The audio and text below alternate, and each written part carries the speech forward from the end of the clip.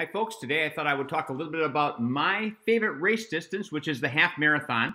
I think I've done more half marathons than any other distance. I maybe have more 5Ks, but a lot of times I use those 5Ks as a tempo run or something for training. It's just easier to jump into the race. There might be more total 5Ks. But as far as absolutely racing it, then the half marathon is the distance that I like the best, and it's the one I've done the most. So at a really high, 10,000 foot view, you got two parts of the half marathon. You got the training and you have the race day execution. I'm not going to talk about race day execution today. I'm going to talk a little bit more about the training, but here comes a caveat. These are kind of generic training things. Your needs matter. And there's a big difference between somebody who is training for their very first half marathon and somebody who's done 15 half marathons. So again, these are generic examples of what I think you want to do to be successful in the half marathon. But if you're doing something different that's working for you, you're newer, more experienced, then think about that because your needs do matter. Okay, first tip, I say this for almost any distance, and that is miles matter. So it's an aerobic event. 94% of your energy comes from the aerobic system. Having a lot of miles matters. Not everybody can run that. Not everybody needs to run that. But in general, if you're able to log more miles, you'll do better. Now, I'll give you an example of somebody who does well without logging a lot of miles. So as I'm recording this, we're just maybe a month or so removed from a guy by the name of Dan King, who is 61 years old, who just set the age grade world record for the mile, running 4:49 for a mile at 61 years old. I'm telling you, I don't think I could do that for 50 meters, that pace, let alone for a mile. And he's only running about 25 miles a week. Now, the reason he's running 25 miles a week is he's got some injury problems that he finds if his mileage goes higher than that, he gets injured. He does supplement it with a lot of cross training, but he's an example of somebody that's doing really low mileage because your fast milers are doing way more miles than that, probably 50, 60 a week or even more because, again, there's a lot of aerobic involved with that. But miles matter, and if you can run more in general, that's going to help you. All right. Here's the different types of runs that you might be doing beyond easy runs. You're certainly going to do easy runs. I'm talking about the more harder runs, the critical runs in the week, and the order in which I would generally put them for somebody that's a little bit more experienced at the half marathon. If you're relatively new, then this probably isn't the right order for you. So first is going to be tempo runs, and I put tempo in quotation marks. I'll explain why for that in a moment. The long run, VO2 max intervals, and then speed work. Now, you might be surprised to see long run second because the long run is always kind of viewed as the foundation of all your distance running. I'm not saying that the long run's not important. I'm saying if you're a more experienced half marathoner and you've got some base on you, you've got some miles on your legs, I'd prioritize the tempo run a little bit above the long run. If you're newer to the half marathon, I would totally flip those. The long run is probably absolutely more important to you. So let's talk about that tempo run and why I had that in quotation marks. So tempo has a lot of different meanings. Tempo could be your lactate threshold, and lactate threshold is a pace that you're going to do in training for only about 20 minutes straight.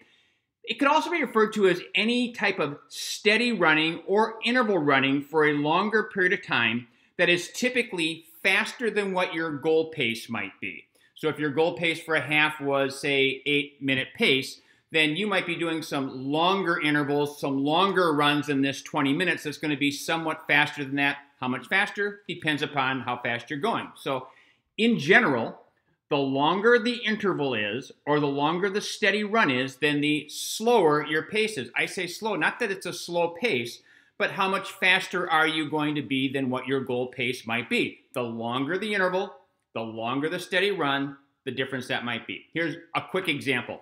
If I'm doing 4 by 1 mile, I might do those at my lactate threshold. That might be my tempo for me because a mile isn't that long. You're going to get that over relatively quickly. On the other hand, if I was doing 2 by 4 miles, which is a lot longer of an effort, I might actually be doing that at my half marathon goal pace or maybe just slightly faster. It depends what else is happening in your week and how hard that's going to be. But you can see when that gets a lot longer, I'm doing 8 miles worth versus 4 miles worth. I'm only getting 1 break in between versus a break.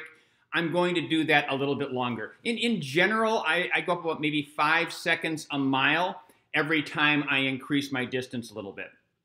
Long runs. For the most part, your long runs are just going to be plain vanilla long runs. Sometimes you can throw in some fartlicks or hills or something like that, but for the most part, you just need some long runs. It's really good base stuff. I do recommend when you get into the final weeks of training, you should be doing some fast finishes. What are fast finishes? Anything between finishing up at your goal pace to finishing up faster than goal pace. And that might be 20 or 30 minutes at that. It's something that you build up as you get a little bit closer to the race. But in the beginning, I think your long runs are pretty much plain vanilla. Okay, VO2 max intervals. So your VO2 max pace is typically going to be somewhere between your 5K and your 3K pace to run at VO2 max. This is what's building aerobic power, aerobic capacity, how much oxygen that you can use. A lot of times we call this speed work. It's actually not speed work. That's not what the design is, although you feel like you're running awfully fast. In the beginning of training, I like to see full recovery for those, meaning that for every minute that you ran at that pace, you have a minute of walking rest in between. But as you get closer to the race, you should be gaining a little bit more fitness. Rather than increasing the pace of those, I like to start switching those into a jogging recovery. The fact is, jogging recovery is not that much more difficult than the standing recovery, but it does make it a little bit more stamina-based and get you going to that. And I like to see the jog, again, be usually somewhat typical in how long it's going to take you to do that jog as to how long that you're running the interval. And then the final one, the least important workout, is true speed work, which means you're going to be running 3K to 1 mile pace, maybe even faster. You don't need a whole lot of that in half marathon training because you don't use that energy system very much. But you do want some because it helps activate some fast twitch muscle fibers, and you want those to be able to play along when you're doing your half marathon. So you want some, you just don't need very much.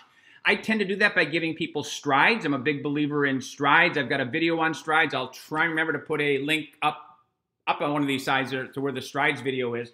You might also do it at the end of some of the runs, doing some 200 meters really fast, or if you don't have a track, whatever the 200-meter time would be. So you want a little bit of that, but it's just a dash. So again, there's just an overview of what I think some of the training things are for a half marathon. Remembering again, you are an individual. It might not apply to you, but if you're a little bit more experienced in particular, those tempo style runs are number one. Long run. Oh, and one more thing before I forget. Sometimes people say, gee, I'd love to get up to a 2x4 mile or something like that. But man, Mark, if I got to have a warm up and a cool down, I'm talking about 10, 11, 12 miles. I don't have time during the week to do that, and I don't want to do it the day before my long run. Then fine, do that instead of one of your long runs because it's a more prioritized run. We technically only need about 3 long runs a month anyway. We just tend to do them every week. So don't be afraid to say, hey, I'm training for a half marathon. I'm not doing a long run this weekend. I'm going to do some really long tempo work. So there you go, some tips for training on the half marathon.